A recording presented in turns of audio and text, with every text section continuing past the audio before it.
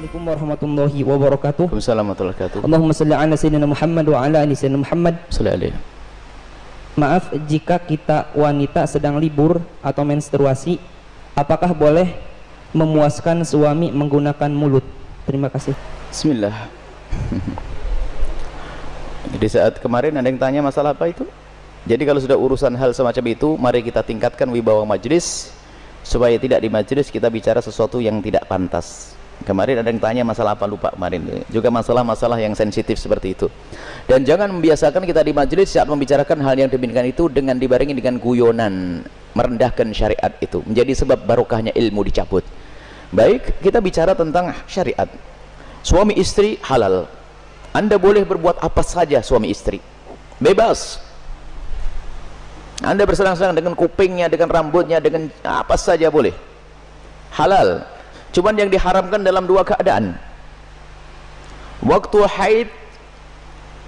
haid memasukkan ke lubang depan.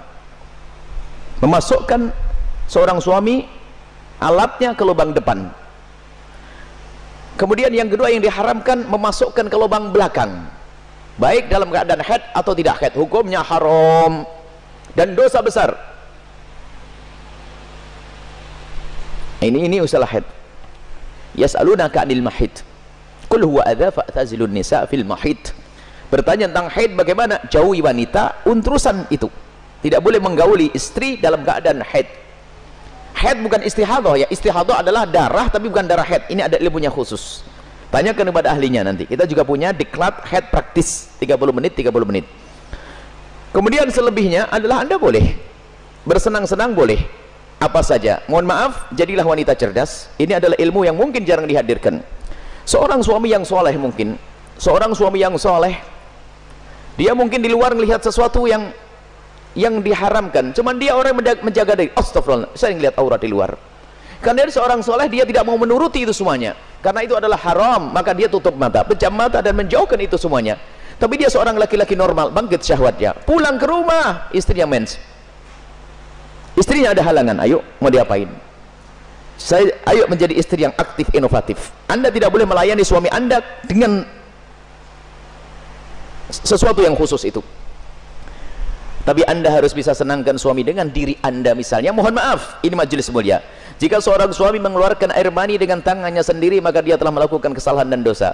Tapi kalau dia mengeluarkan air mani dengan tangannya seorang istri, kecerdasan istri, selesai. Dan itu adalah pahala. Maka jadilah istri cerdas. Jangan istri kalau sudah lagi Masya Allah, libur buat kopi, liburnya dengan suami, sampai suami itu Masya Allah, stres. Anda bisa menyenangkan dengan diri Anda. Mohon maaf, mufakhadah di antara dua paha yang penting tidak masuk wilayah itu. Atau apa saja, mohon maaf ini saya sampaikan majelis mulia, sebab banyak wanita gayanya sih modelnya kayak hebat-hebat, tapi Masya Allah bikin stres suami. Hati-hati itu, hei para wanita, sadar. Senangkan suamimu dengan apapun yang Allah berikan kepadamu, dengan tanganmu, dengan apapun. Yang penting kalau Anda haid jangan masuk wilayah itu. Sebab kadang suaminya sampai ngenes sudah tidur, masih akan diwakin kopi enggak, sarapan enggak, bang beli makan di warung aja bang, yang ngoroknya yang digedekan. Wahai para istri yang solehah, Anda harus aktif dan inovatif. Ada ide-ide untuk menyenangkan suami. Adapun masalah mohon maaf yang ditanyakan dengan mulut, ketahuilah, hei para suami, engkau tidak boleh memaksa istrimu untuk melakukan itu karena belum tentu dia nyaman. Kalau dia merasa jijik, Anda tidak boleh paksa. Haram atau sebaliknya. Tidak boleh egois seorang suami. Harus kau lakukan, tidak. Kenapa? Mohon maaf, karena itu adalah wilayah yang bukan wilayah bersih. Wilayahnya orang dari makanan yang bersih dibuang lewat mana? Lewat itu. Akan tapi kalau memang ada seorang wanita yang mau melakukannya misalnya atau sebaliknya, bagaimana, apakah boleh? Ketahuilah, di situ ada cairan yang najis. Air mani tidak najis, khilaf di antara ulama. Madhab Syafi'i najis, tapi cairan selalu najis. Maka kalaupun seandainya harus melakukan, mohon agar tidak ditelan. Karena itu adalah jangan sampai karena itu najis.